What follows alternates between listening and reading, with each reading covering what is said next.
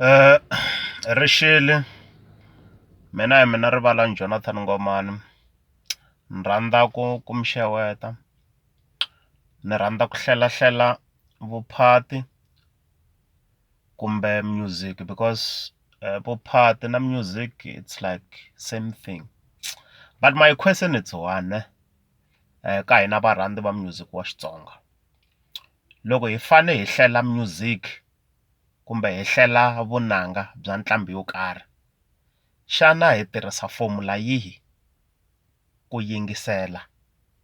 hi twa ku ntlambi leyi a yi bangi kumbe a yi tlambangi swo tsakisa xana hi languta ti-lyrics kumbe matsalelo ya risimu kumbe hi ya hlela swichayachayani hi swi twa ku machayele lama ma vevuka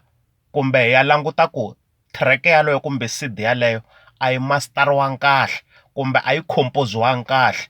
hi swihi kahle kahle tani hi varhandzi ni vaseketeri va music wa Xitsonga hi swi langutaku ni lava hi susa swilo leswa swo ntlambi yo karhi a yi bi hi ka hi nga niki ti-facts ku why ku ntlambi yo karhi a yi bi hi ka hi tirhisa ku jelaza hi ka hi tirhisa leswa fan base ku mani hambi swo ta kanjhani a nga bangi hi ta ku i bile mani ku hang zonda hambi o ba hit hi ta ku a nga bangi hi ku sweswo swa hi poyila loko mi kuma ku lava va tirhaka ka panel leswo yo hlela swa tinsimu leti ti fanele ku nyikiwa ti-award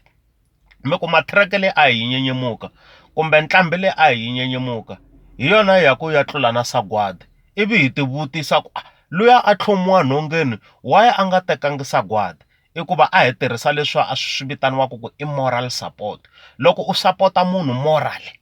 i n'wi support ku i xaka ra wena i morality yi tirhaka kwalano but mina no va na concern kumbe question mark ku guys loko ku ntlambi yo karhi a yi bangi hi va hi langute yini bad lyrical content kumbe bad composition ya track kumbe ku producer kumbe ku hlela hi swihi swi langutaka kahle kahle loko hi ta siya eka hi ku artist yo karhi a yi bangi a ni fevheli munhu mina no twa ni va na concern ni twa loko ni kha ni pheja switatasi swa vanhu ka Facebook twa mani a nga bangi ku a wu n'wi rhandzi na kumbe a nga bangi ku kumbe wo ka a nga bi maybe se high time hi fane hi languta ku i va mani va seketela ku vunanga bya Xitsonga mina ni rhandza ngopfu R&B na hip hop loko swi ta ka R&B na hip hop ne hambi ko release kumbe Jay-Z ne ku ta release na mani kumbe na Puff Daddy a ni nge yi ku ni favor Jay-Z ku tlula Puff Daddy ni ta fika ni yingisela ti-tracks ta vona kumbe ti-album ta vona hinkwato ivi ni vula ku aka leyi track yi vevukile why yi vevukile hi ku a yi dope kumbe a yi na ti-punchline kumbe yi le ka slow jam laha a yi fane yi va yi ri ka high tempo ni ta swi ndlandlamuxa swilo sweswo se ka vunanga bya Xitsonga guys hi languta yini a ni swi tivi guys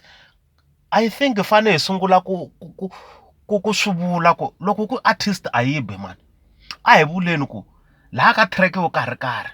matirhiselo ya ririmi ingaku a ma basanga ti-instrument ingaku ti vevukile that's when hi nga ta landza ti-producer ta ndhuma ku na ti-producer to tala ta music wa Xitsonga ivi maybe va interviewa hi ku